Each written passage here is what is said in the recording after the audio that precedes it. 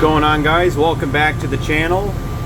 So a few of you guys might remember I had this bus for a summer charter earlier this year, and some things have happened ever since then. So we're going to go ahead and perform a child check. And unfortunately the module still hasn't been replaced.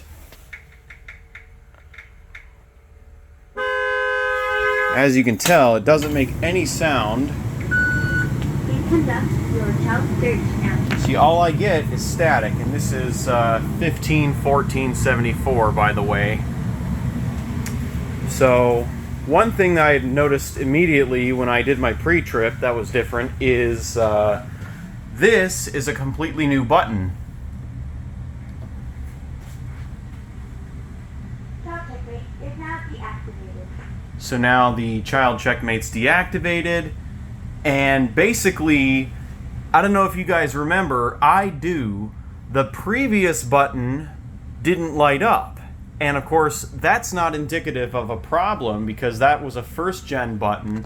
First gen buttons didn't have lights, so you couldn't tell whether the button was working or not. Whereas this light is mainly for diagnostics. It lets you know you're pushing it and it's working.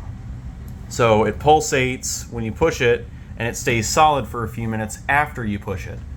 So my guess is that button failed at some point after I was done, so I did the charter, and at some point when the one of the drivers after me took it, the button failed, so it had to be replaced.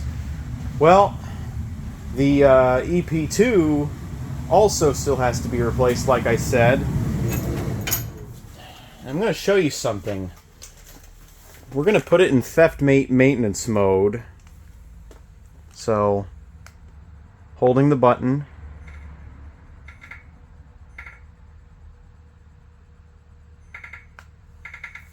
Checkmate maintenance mode activated.